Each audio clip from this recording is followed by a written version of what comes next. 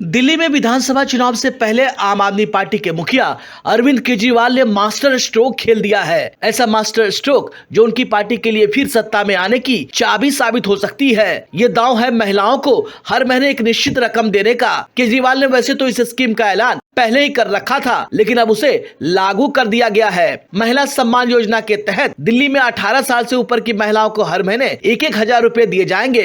इस स्कीम के लिए रजिस्ट्रेशन भी शुरू हो रहा है। अरविंद केजरीवाल ने अब बड़ी घोषणा करते हुए कहा है कि चुनाव के बाद इस रकम को 1,000 रुपए से बढ़ाकर 2,100 रुपए कर दिया जाएगा। दरअसल दिल्ली विधानसभा चुनाव में आम आदमी पार्टी ने महिलाओं को 2,100 रुपए देने का वादा किया है। खुद को अकाउंट का जादूगर बताते हुए केजरीवाल ने कहा कि पैसे कहां से आएंगे, इसकी चिंता की जरूरत नहीं है। उन्होंने कहा कि उनके जेल जाने की वजह से स्कीम को लागू करने में देरी हुई, लेकिन जब वो एक बार कुछ ठान लेते हैं तो दुनिया की कोई ताकत उसे करने से नहीं रोक सकती। दिल्ली में चुनावी घमासान काफी देखने को मिल रहा है। चुनाव को जीतने के लिए पार्टियां जनता को लुभाने का एक मौका भी नहीं छोड़ रही है। इसी बीच केजरीवाल ने कहा है कि चुनाव के बाद किराएदारों के लिए भी मुफ्त बिजली और पानी दिया जाएगा।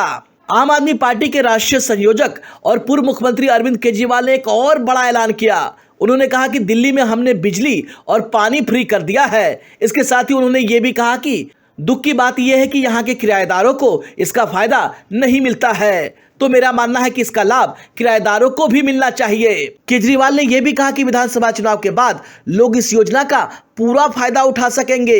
दिल्ली में विधानसभा की 70 सीटें हैं। पिछले 2 चुनावों में आम आदमी पार्टी ने प्रचंड जीत हासिल की है और उसकी नजर इस बार हैट्रिक लगाने पर है। 2015 में आपने 70 में से 67 सीटों पर जीत हासिल करते हुए विपक्ष का तकरीबन सफा ही कर दिया था। 2020 के चुनाव में भी पार्टी ने जबरदस्त प्रदर्शन करते हुए 62 सीटों पर जीत हासिल की। राजनीति के धुरंधर खिलाड़ी केजरीवाल की राजनीतिक समझ की बदौलत आम आदमी पार्टी 2 राज्यों में सत्ता में आ चुकी है। केजरीवाल ने फ्रीबीज के जरिए जाति धर्म की राजनीति को बदल कर रख दिया। राजनीति में एक्टिव होने के बाद केजरीवाल अब तक 4 बार चुनाव लड़ चुके हैं। केजरीवाल 4 में से 3 बार चुनाव जीतने में सफल रहे। बीजेपी जहां राम के सहारे राजनीति में आगे बढ़ रही है, तो वहीं केजरीवाल ने हनुमान जी के नाम का सहारा लिया।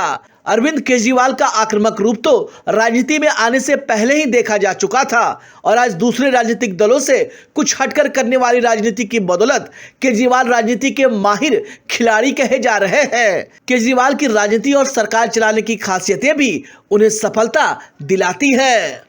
दिल्ली के जंतर मंतर पर तिरंगा लहराकर जन लोकपाल कानून की मांग करने वाले अरविंद केजरीवाल आज देश के कितने बड़े नेता है, ये किसी को बताने की जरूरत नहीं है। अरविंद केजरीवाल की कहानी ऐसी है जैसी भारतीय राजनीति में कभी सुनी नहीं गई थी।